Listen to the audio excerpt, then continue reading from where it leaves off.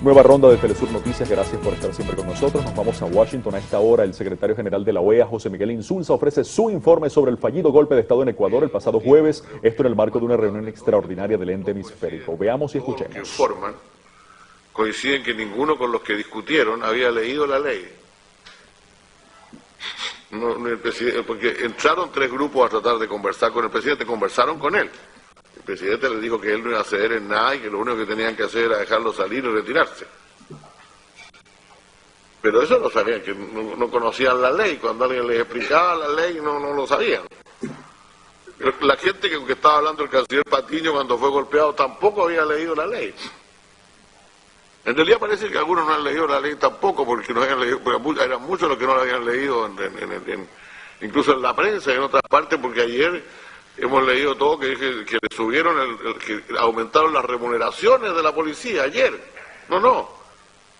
Si lo que hizo el presidente el día de ayer fue el uso de sus atribuciones, de acuerdo con la normativa interna, fue escribir la ley, la misma ley, de una manera que fuera más comprensible, que la gente comprendiera que no estaba perdiendo beneficios, que todos los beneficios que se decía que estaba perdiendo se estaban incluyendo en sus remuneraciones de otra manera, y por lo tanto que tampoco la acción gremial tenía ninguna justificación. Por lo demás, la ley había sido aprobada el día antes, recién, y había habido un amplísimo tiempo para discutirla. No, el propósito era otro. Ahora, el propósito era otro, y yo debo decir que yo creo que la razón por la cual fue impedido es porque fue muy visible, muy notorio desde muy temprano, que la inmensa mayoría de los ecuatorianos está en contra de una acción de este tipo. Yo he tenido experiencia, por desgracia, he tenido experiencia y conocimiento en materia de golpes de Estado,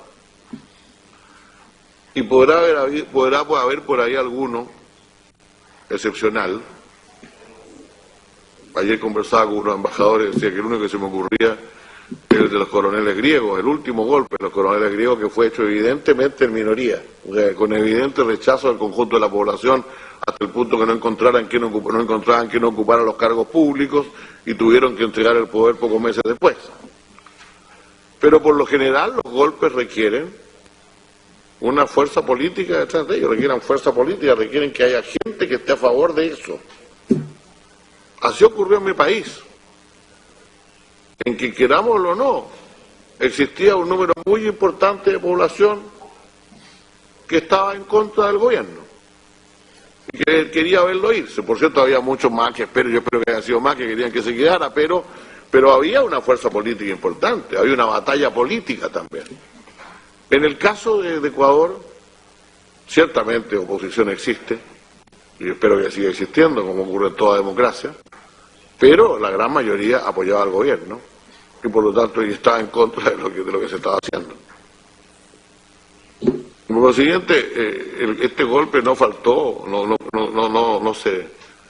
no se frustró por falta de voluntad de sus autores, se frustró por falta de respaldo político para ese golpe. Y con posterioridad, por la decisión clara de las Fuerzas Armadas de apoyar al gobierno del presidente Correa. Pero los riesgos fueron muy visibles. Y la pregunta que uno tiene que hacerse dentro de este hemisferio es, bueno, esto pasó en un país en que el gobierno tiene un alto grado de apoyo. En un país en que el gobierno tiene un alto grado de apoyo. No estoy hablando del 75% de las encuestas de ayer, que obviamente también cuenta con el respaldo que la gente le da al presidente cuando enfrentó semejante situación. No, desde antes. Lo cual solamente demuestra que en nuestro continente todavía existen quienes, más allá de encontrarse en minoría, están dispuestos a actuar en la medida en que se lo permita las circunstancias y aprovechar cualquier coyuntura para provocar desestabilizaciones en los regímenes democráticos. Y hoy tenemos que, por lo tanto, mantenernos alerta en esto, no solamente respecto del Ecuador, sino que respecto del hemisferio entero. Yo soy, lo confieso, de aquellos que cuando ocurrió el golpe de Estado en Honduras pensé que era solamente una excepción, que probablemente no fuéramos a ver algo ni siquiera remotamente parecido en los años siguientes. Lo de Ecuador ciertamente ha sido muy distinto, tanto por sus resultados como precisamente porque la forma en que se produjeron esos resultados. La acción del pueblo organizado y también la actitud de los militares. Pero se intentó otra vez y es posible que si no tenemos los cuidados suficientes se pueda intentar producir otra vez.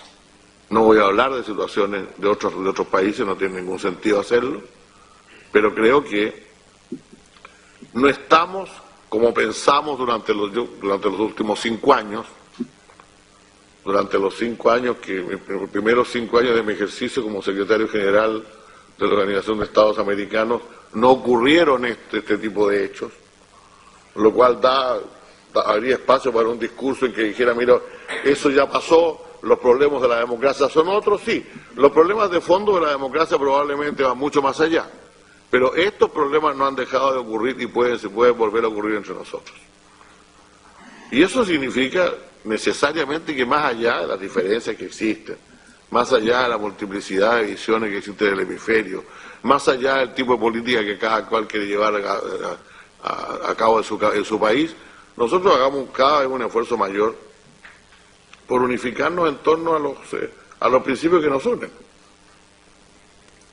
que felizmente además tenemos escritos en la Carta Democrática Interamericana. No tenemos que seguir, que salir a buscar ni que realizar ninguna nueva declaración al respecto. Yo creo que los instrumentos que tenemos son suficientes para unir al conjunto del continente en torno a la causa común de la democracia.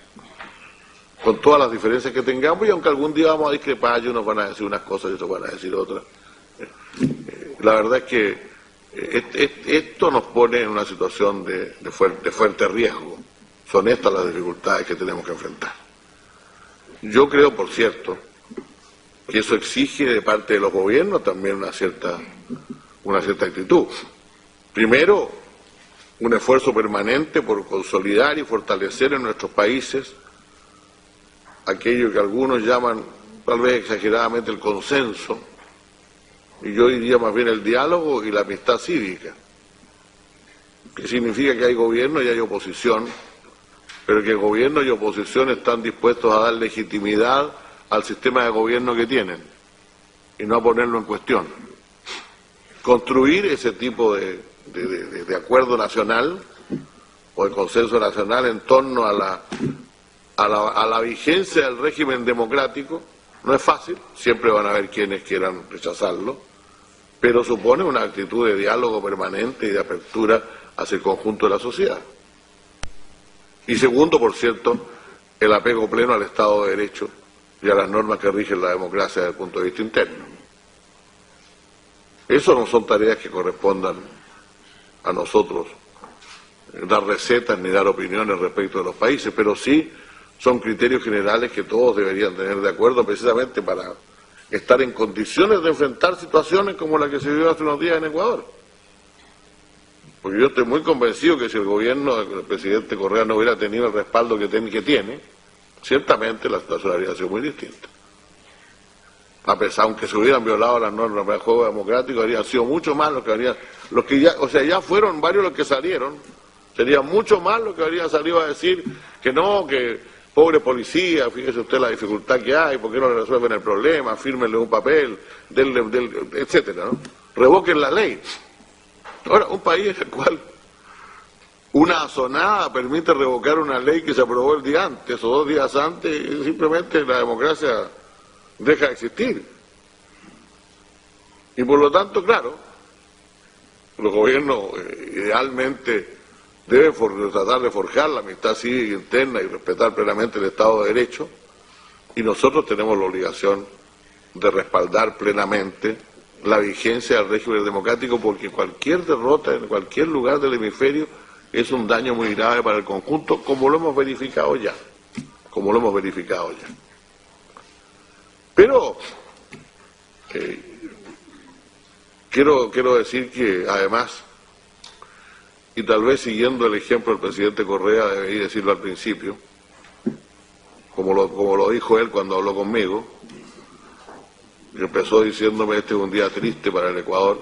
Ayer fue un día triste para el Ecuador porque murieron ecuatorianos en estos hechos que han ocurrido.